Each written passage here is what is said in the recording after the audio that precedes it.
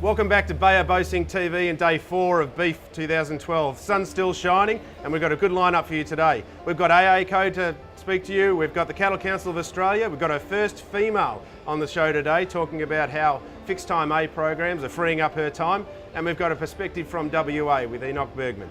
Enjoy. I'm here with our very first guest of the day, day 4 of Beef Week, Enoch. Rogan. Thank you. A really profitable cow is a cow that has a calf every year, and an even more profitable cow is a cow that has a calf early in the joining.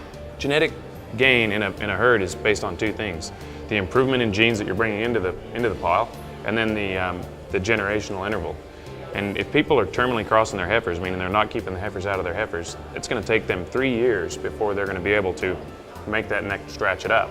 Programs like the BoSynch protocol, where we can take these girls that have just had a calf. There's not a lot of feed out there sometimes. They're struggling to get their wheels back under them. These sorts of programs have been proven in Argentina and in other northern pastoralist herds around here to get some of these girls that otherwise wouldn't have gotten in calf in time. We can then bring them forward, get them in calf, and then while we've got them there, they're our best genetics as well. You know, the nucleus and the multiply herds. We can put some good quality semen into those girls.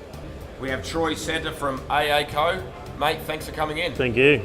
AACO is the oldest company in Australia, and so we were started by the British government. It was £1 million and 1 million acres to start with, and we developed a lot of towns through Australia and a lot of cities. We run about 7.1 million hectares of land. That's just over 1% of Australia. We run about 250,000 breeding cows, so reproductive efficiency is huge for us.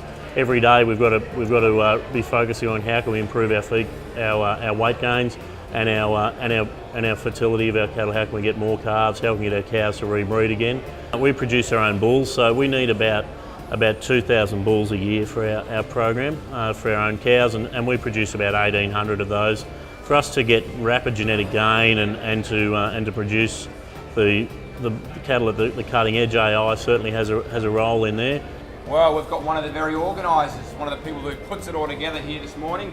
We have Sarah Chaplin, the sponsorship manager. Sarah, thanks for coming on the show. Thanks for having me, Rogan. It's a pleasure to be here. So, Beef Australia 2012, Rockhampton. We're halfway through the event. How are the nerves? What are you feeling like? Look, I think it's undoubtedly the biggest event that Central Queensland hosts, and we opened for the first time on Monday, the public holiday this year. So we had, as I mentioned earlier, we had almost 22,000 people through the gates, and that's a huge record for Beef Australia, and it's really great that the locals want to get behind and support the expo and come and learn more about, you know, agriculture, in particular the beef industry. Roger Jeffries is from the Australian Brahman Breeders Association. There's a nutritional window in the north that's restricted compared to the better climates down here where you could handle this, and there's a big need to improve genetics in the north.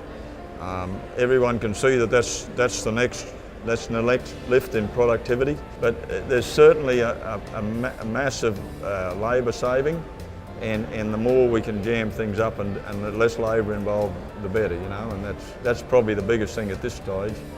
Well, thankfully, finally, we have a female perspective in the studio. It's quite refreshing. Adele Acton is a producer, cattle grazier from Thangul. The driving factor for the fixed time AI is that we're obviously, my husband and I are a young couple, and we're trying to make ends meet. My husband works off farm as well as on farm. We basically wanted a way that we could maximise the number of heifers that we're getting into AI, in calf to AI. If someone was to walk up to you today and ask about how they get involved in a program, what's the first step you think they need to take? I think the first step that I would take would be to contact the Bayer representative for your area. Adele, thanks for coming in, and No worries. enjoy the rest of your time at Beef Australia. No worries, thank you very much. Thanks. Thanks. Nat McGee, mate, thanks for coming in. Thanks, Rogan. We have a base herd of Angus cows that we've crossed with 37.5% Brangus bulls to make the ultra black progeny, which we hope's going to put a bit of adaptability into the Angus herd to come north into the northern herds. Fixed time AI, we sort of sit on about that 60%, which is pretty pretty much benchmark, but with the bigger herds. So with our embryo production, we're probably a little bit better than the fixed time AI.